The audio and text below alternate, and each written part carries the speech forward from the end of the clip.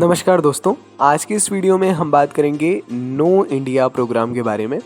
भारत को जानो या नो इंडिया प्रोग्राम अपने आप में एक्सटर्नल अफेयर्स जो मिनिस्ट्री है उसके अंतर्गत आने वाला एक बहुत महत्वपूर्ण कार्यक्रम होता है।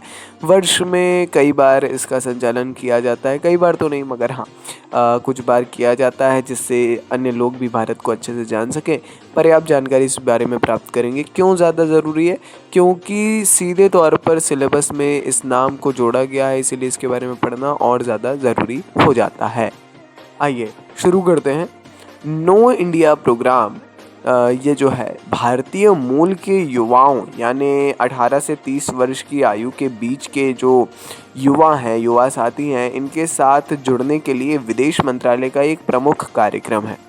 ये प्रवासी युवाओं है ना, भारतीय मूल के जो प्रवासी युवा हैं उनके लिए 3 सप्ताह का उन्मुखीकरण कार्यक्रम है, जिसका उद्देश्य समकालीन भारत में जीवन के विभिन्न पहलुओं के बारे में जागरूकता को बढ़ावा देना है। ये कार्यक्रम 2003 से अस्तित्व में आया, अब और बढ़ता गया, मतलब विस्तार जाहिर तौर पर होता गया। 18 से 30 वर्ष के जो प्रवासी युवा हैं, भारतीय मूल के विदेशों में रहने वाले युवा हैं, ये उनको भारत से जोड़ने के लिए एक्सटर्नल मिनिस्ट्री से जोड़ने के लिए ये ऐसा एक व्यापक पहल है। साथ ही अगर इसकी विशेषताओं की बात करें तो कार्यक्रम के एक भाग के रूप में चयन प्रक्रिया के माध्यम से अंतिम रूप से चुने गए आवेदक जो है 21 दिवसीय है ना, मतलब करीब 3 सप्ताह के लिए कार्यक्रम के लिए भारत का दौरा करते हैं।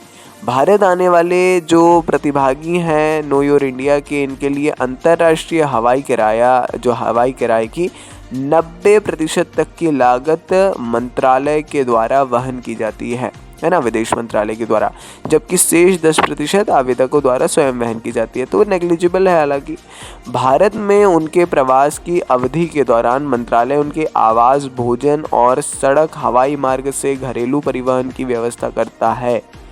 भारत में उनके प्रवास की अवधि के दौरान इन प्रतिभागियों को भारत की राजनीतिक प्रणाली, अर्थव्यवस्था, समाज और विभिन्न प्रमुख क्षेत्रों में विकास के बारे में उनकी समझ के बारे में जानकारी दी जाती है। इस प्रकार से ये पूरा जो हमारा KIP है, नो योर इंडिया आप कह सकते हैं या नो इंडिया प्रोग्राम कह सकते हैं, ये एक बढ़िया कार्यक्रम है। साथ ही इसके अलावा उन्हें ऐतिहासिक और सांस्कृतिक महत्व के स्थानों का दौरा करके भारत के इतिहास और विरासत से भी परिचित कराया जाता है। मंत्रालय विभिन्न क्षेत्रों के छात्रों और पेशेवरों के साथ उनकी बातचीत की सुविधा भी प्रदान करता है। साथ ही वरिष्ठ अधिकारियों और नेतृत्व के साथ बैठकों और कॉल ऑन यात्राओं की व्यवस्था भी करता है।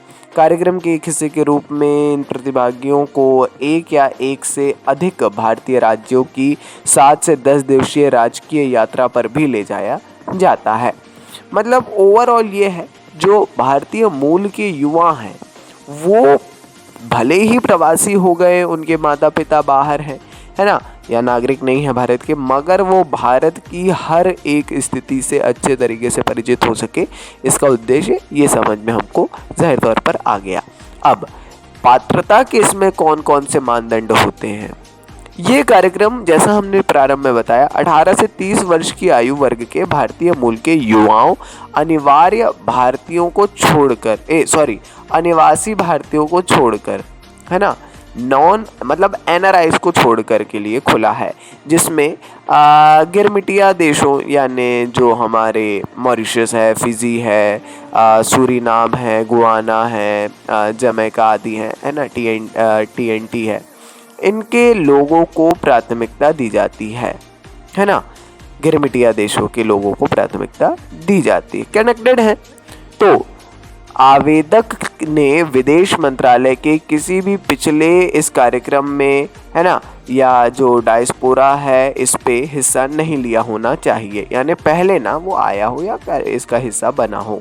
जो हमारा एक diaspora youth study India program है, या भारत सरकार या भारत में किसी राज्य सरकार द्वारा आयोजित किसी अन्य ऐसे कार्यक्रम में हिस्सा या भाग नहीं लिया हो, वो ऐसा होना चाहिए है ना, उन्हें कोई मतलब नहीं बार बार, तो ये इसके पात्रता के मानदंड है। साथ में ही जिन लोगों ने पहले भारत का दौरा नहीं किया है उन्हें वरीयता दी जाएगी, उनको देते हैं जिनने नहीं किया है ना, वो पहले आए, रिजर्वेशन। KIP में भाग लेने के लिए आवश्यक न्यूनतम योग्यता किसी मान्यता प्राप्त विश्वविद्यालय संस्थान से स्नातक या स्नातक के लिए नामांकित होना है।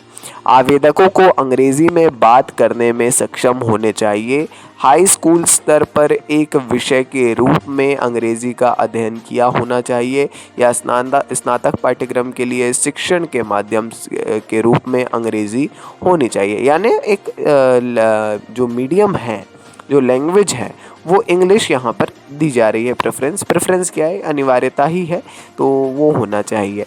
इस प्रकार से ये इस पूरे प्रोग्राम के मानदंड हैं। एक बड़ा ही रोचक और बड़ा ही इम्पॉर्टेंट हो जाता है ऐसे सब टॉपिक्स के बारे में जानना। अब जैसे यहाँ पे हमको डायस्पोरा के बारे में देखने को मिला, कौन सा ऐसा यूथ स्टडी प्रोग्राम वो भी इंडिया चला रहा है आखिर, भारत सरकार। तो इन सारी चीज़ों के बारे में जानिए, इसी प्रकार से डीप पढ़िए, तभी जो है ऐसी कुछ परीक्षाएँ बढ़िया तरीके से निकल सकेंगी। क्रिएटिविटी का यूज़ करिए। वीडियो अच्छा लगा तो लाइक करिए, चैनल को सब्सक्राइब करिए। बाकी अपन मिलेंगे अगले वीडियो में। सपोर्ट बनाए रखिए। नमस्ते जी। Dynamic impulsion.